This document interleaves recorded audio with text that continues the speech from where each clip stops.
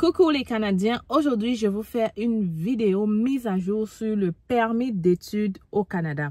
Oui, on va parler permis d'études au Canada en général et je vais vraiment t'aider à comprendre si d'abord tu es fait pour étudier au Canada, mais je vais aussi te montrer le processus pour venir étudier au Canada. Voilà, j'ai recommencé à faire des vidéos comme à l'ancienne lorsque je me suis lancée sur YouTube il y a 4 ans. Et je pense que ce genre de vidéo, vous adorez. Donc, n'oubliez pas de me laisser un commentaire si c'est le cas. N'oubliez pas de partager la vidéo. N'oubliez pas aussi de vous abonner. Ça fait longtemps que vous m'écoutez. Je vous en prie. J'ai dit que cette année, on a envie d'atteindre le 300 000 abonnés. Je peux compter sur toi. Alors, abonne-toi. Partage la vidéo pour que plusieurs puissent écouter les vidéos et puissent aussi avoir des bonnes informations pour immigrer au Canada.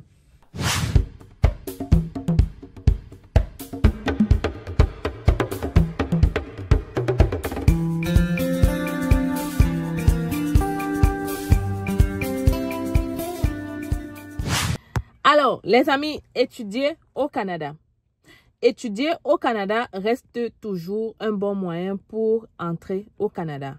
Déjà, je plante le décor en vous disant cela parce que j'entends beaucoup de choses par rapport aux études au Canada.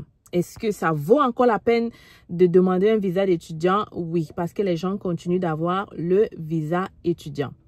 Maintenant, pour ceux qui se demandent avoir un diplôme canadien, j'entends aussi les gens dire ça ne sert plus à rien.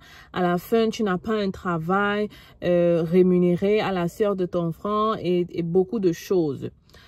Écoutez les amis, on ne va pas, c'est pas moi qui vais vous apprendre que avoir un diplôme, c'est toujours mieux, ok? C'est beaucoup mieux parce que à travers le diplôme, c'est pas juste le diplôme, c'est de la connaissance que tu cherches aussi. Ça, c'est de 1. De 2, avoir un diplôme au Canada vous assure un bon emploi. Pareil, n'est-ce pas? Parce que quelqu'un qui a un DEC, par exemple, en comptabilité et quelqu'un qui a un baccalauréat en comptabilité, vous ne serez jamais payé pareil. Qu'on ne vous mente pas, ça veut dire que la personne qui a le DEC va être bloquée à 22 $ de l'heure ou, je sais pas moi, 25. Mais il sera bloqué à un moment donné. Et pourtant, la personne qui a le baccalauréat pourra avoir plus en termes de salaire et pourra avoir plus de possibilités en termes de progression dans l'entreprise, pourra avoir plus de possibilités d'avoir les postes de gestionnaire concrètement. Donc, si vous visez loin dans la vie, si vous avez des objectifs professionnels vraiment loin, allez-y me chercher le diplôme du Canada. De plus, un diplôme canadien est tellement valorisé à l'international, surtout l'université et non pas les diplômes qu'on a dans les cégeps. Dans les cégeps, c'est bien au niveau du territoire national, mais si tu veux faire valoriser un diplôme à l'international, c'est le diplôme de l'université qui est beaucoup plus valorisé et qu'on connaît d'ailleurs. OK? Voilà. Maintenant aussi, ce qu'il faut savoir, c'est que les études au Canada sont quand même élevées.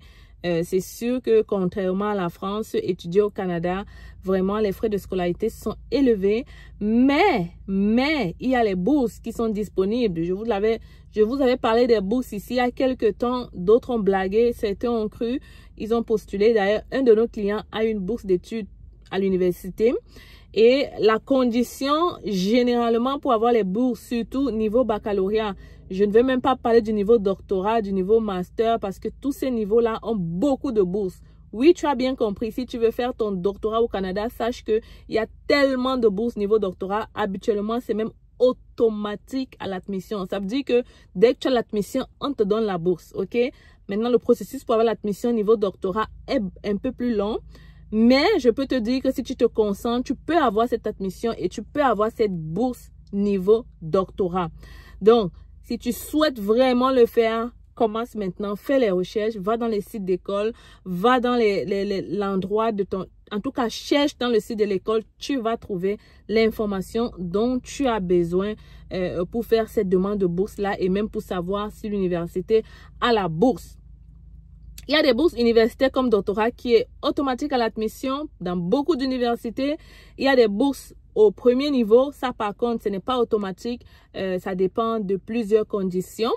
La condition que je vois souvent, c'est premièrement d'avoir un baccalauréat avec, je crois, minimum 11. Dépendamment de la filière, on va te demander d'avoir d'excellentes notes, par exemple en mathématiques. Si tu es dans un baccalauréat en génie, quand je dis baccalauréat ici, c'est niveau licence. Donc, quand je dis première année, je ne sais pas comment vous expliquer. Bref, quand tu fais une admission ici à l'université, premier cycle, ok, donc tu peux avoir ta bourse. Et comme je disais, si c'est ingénierie, cycle, je sais pas moi, je vais prendre le cycle ingénieur, on va te demander d'avoir de bonnes notes en physique, mathématiques, toutes ces matières scientifiques. Donc, si tu as d'excellentes notes dans ces matières-là et que tu as eu ton bac avec 11, tu es bien placé pour avoir la bourse. Pour notre client, il a eu la bourse, c'est gratuit, tu postules gratuitement, on te donne la bourse, on te donne l'admission. Et ses frais de scolarité reviennent à 3 000 $ l'année. Les amis, c'est un truc de malade. On quitte de 22 000 à 3 000 $. Donc, franchement, allez-y. Faites des recherches dans les sites d'école. Vous allez avoir toute l'information là-bas. C'est gratuit. OK? Fouillez autant que vous pouvez.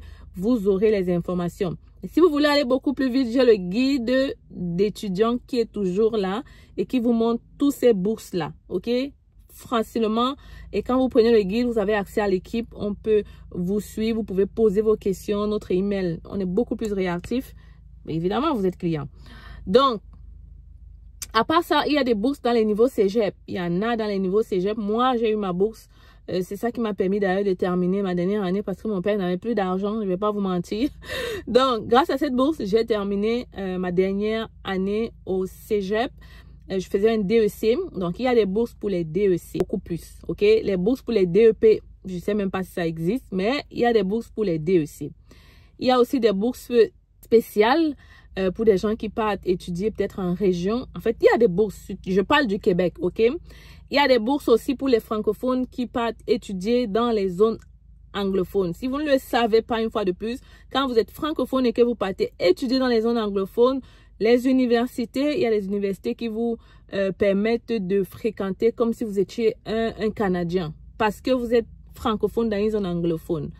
Maintenant, je ne sais plus si ça se fait, mais je sais que ça se faisait il y a des années. Donc, quand vous avez l'admission là-bas en tant que francophone, université anglophone, on vous donne automatiquement aussi la bourse. Donc, il y a beaucoup de choses comme ça que vous devez aller fouiller, cafouiller. Vous prenez le temps de chercher. Et comme j'ai dit, si vous voulez aller plus vite, le guide d'étudiant est là. OK? Voilà. Coucou les futurs Canadiens, les nouveaux arrivants, coucou tout le monde, j'espère que vous allez bien. Petite pause pour te dire que depuis quelques mois, je travaille sur un nouveau bébé, un nouveau projet que j'ai envie de te partager aujourd'hui. Et si tu sens l'opportunité, si tu sens le besoin en fait d'acheter nos produits, n'hésite pas à aller dans le site Stellee, STELLEE.ca, faire ta commande et si tu es à Montréal, ça me ferait un plaisir de te livrer et de te rencontrer en même temps. Alors, de quoi est-ce qu'il s'agit? Il s'agit juste des senteurs. On a plusieurs styles de produits. Je ne peux pas prendre trop longtemps pour te présenter tout ça. Mais celui-ci, c'est pour des fumeurs. Tu le mets dans ton auto et ton auto sentira bon à jamais. On a aussi celui-ci, n'est-ce pas?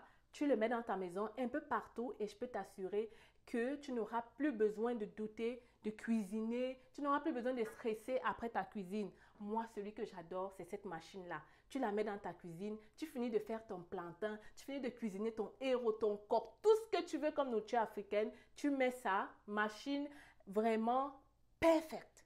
Tu peux allumer, éteindre quand tu veux avec Bluetooth et la senteur. Que dire? C'est la magie. En tout cas, je vous attends derrière le site internet et j'ai hâte de pouvoir te livrer.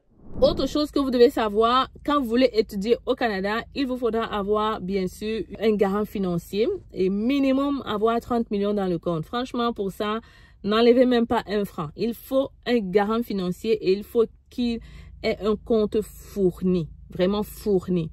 Donc, vraiment, oui. Franchement, avec ça, on ne joue pas parce que sinon, c'est un refus pour preuve financière et tout ça. Donc, je suis en train de penser les questions dans ma tête qui peuvent vous aider pendant que je parle. Alors, autre information, c'est que étudier au Canada est vraiment facile. Le processus pour avoir le visa du Canada est vraiment simple et facile. Dépendamment de là où ton université se trouve, c'est 3 ou 2 étapes. Si ton université est au Québec ou ton école est au Québec, c'est 3 étapes. Tu fais une demande d'admission, tu fais une demande de CAQ, tu fais une demande de visa. Si ton école se trouve hors du Québec, tu fais une demande d'admission, tu fais une demande de visa. Parce que le CAQ hors du Québec, ça ne s'appelle pas le CAQ, ça s'appelle l'aide de territoire, c'est l'école qui te donne ça. Donc, concrètement, c'est facile. Juste 3 étapes. Mais si tu ne t'y prends pas bien, au lieu de faire 4 mois, normalement, le visa du Canada, tu l'obtiens en 4 mois. Ça veut dire du moment où tu commences à faire ton admission, normalement, 4 mois suffisent pour avoir ton visa. Pourquoi? Parce que le délai de traitement, c'est de 2 mois. Une fois que tu as soumis ton visa, et je prends 2 mois aussi pour faire la demande d'admission, pour faire la demande de CAQ. Maintenant, il faut arriver au bon moment. C'est comme on dit souvent, être là au bon moment, au bon endroit. Pourquoi je dis ça? C'est que les rentrées scolaires dans les écoles de formation au Canada, à la rentrée où on donne souvent beaucoup d'admissions et tout, où il y a beaucoup de programmes ouverts, c'est les rentrées de septembre. OK? Septembre, c'est la rentrée, la grosse rentrée au Canada. Il faut donc vous prendre très tôt. Très, très tôt. Je dirais même 1 an à l'avance. Oui, parce que les écoles ouvrent leurs portes 1 an à l'avance. Je dis, si tu reviens en janvier, ça se peut que tu n'aies plus de place dans ton programme de prédilection. Donc, c'est 1 an à l'avance. Je vois beaucoup de gens, je vais étudier en septembre au Canada, il vient en juin. Ben, c'est sûr qu'on va te trouver septembre de l'année qui suit et ce n'est pas de notre faute, tu es venu tard. Donc, il faut se prendre 1 an à l'avance, surtout si tu veux avoir des bourses, surtout si tu veux avoir les bonnes places, surtout hors du Québec, là, il n'y a pas beaucoup de places dans les écoles. Ça fait qu'il faut être là au bon endroit, au bon moment. Nous, on a la chance qu'on travaille avec une école partenaire. D'ailleurs, pour la petite histoire, je ne sais même pas si j'ai le droit de dire. Bref, on travaille avec des écoles partenaires. Et franchement, ça aide beaucoup dans le processus d'admission parce que tu es en contact avec l'école. Ça veut dire que au petit problème, là, ça ne veut pas dire qu'ils nous donnent les lettres d'admission comme ça. Non, ils évaluent le dossier de nos clients. Mais au moins, tu as le contact avec la direction de l'école. Si tu as un problème, tu peux directement poser la question. Si tu as un souci, ils peuvent vraiment t'aider. Mais ils évaluent pareil le dossier et franchement, ça aide. OK? Donc, il faut te prendre très tôt, 1 an à l'avance. Et il ne faut surtout pas se précipiter. Et il faut en avant faire des recherches sur les formations que tu veux faire au Canada. J'ai fait une vidéo qui t'explique la différence entre DEC, DEP, AEC. J'ai fait une vidéo qui te dit est-ce que c'est mieux de faire des formations professionnelles ou de faire les formations à l'université. Vidéo entière vraiment que les gens ont adoré, qui t'explique vraiment dans quel cas tu devrais choisir université, dans quel cas tu devrais choisir des formations professionnelles. Je ne vais pas refaire la vidéo ici. Va regarder et surtout, abonne-toi. Les amis, abonnez-vous. Je vous donne des informations vraiment. Dites-moi en commentaire si vous aimez déjà ce genre de vidéo-là. Mais abonnez-vous, s'il vous plaît. Vous êtes nombreux à me suivre. Vous écoutez, vous partez, s'il vous plaît. Hein? Je ne sais pas ce que je veux faire. Je fais comment? Je m'agenouille. S'il vous plaît, je vais atteindre les 300 000 abonnés avant la fin de l'année si possible. Donc, je vous en prie, abonnez-vous massivement. Si vous aimez les vidéos, c'est la moindre des choses que vous pouvez faire pour moi en ce moment. Voilà. Alors, pour les études, je pense que j'ai fait le tour. J'ai vraiment fait le tour. J'ai parlé des délais de traitement, j'ai parlé de la preuve de fond, j'ai parlé de beaucoup de choses en même temps. Si vous avez d'autres questions qui vous dérangent par rapport au visa étudiant, ne vous inquiétez pas. Laissez en commentaire. Ça me ferait un plaisir soit de faire une vidéo si je trouve que le sujet est important et revient beaucoup, soit de répondre rapidement en commentaire. En tout cas, voilà, j'ai brassé tout le processus. Je vous attends, je vous attends. Je vous attends dans les commentaires. Tu n'es pas au courant de l'opération sans visa résidence permanente organisée par C'est Facile? Alors, si tu n'es pas au courant, laisse-moi t'expliquer. C'est facile, lance une promotion sur tous les visas de résidents permanents. Vraiment des prix imbattables, jamais vus dans notre cabinet. Tout ce que tu as à faire actuellement, c'est de nous contacter pour en savoir plus. Tu m'écris par email ou à travers ce numéro de téléphone. Les critères de sélection, vraiment, c'est le test de français, l'expérience de travail et si tu as déjà ton évaluation de diplôme. Mais si tu n'as pas tous ces documents, ne t'inquiète pas, on pourra toujours t'aider. Qu'à cela ne tienne, contacte-nous rapidement parce qu'en ce moment, c'est la fête, c'est facile. L'objectif est de permettre à plusieurs d'entre vous de réaliser le rêve canadien en 2025. Je suis avec vous. La fête est terminée, mais c'est facile. On continue, on y croit, on avance parce qu'on a envie de vous voir réaliser ce rêve.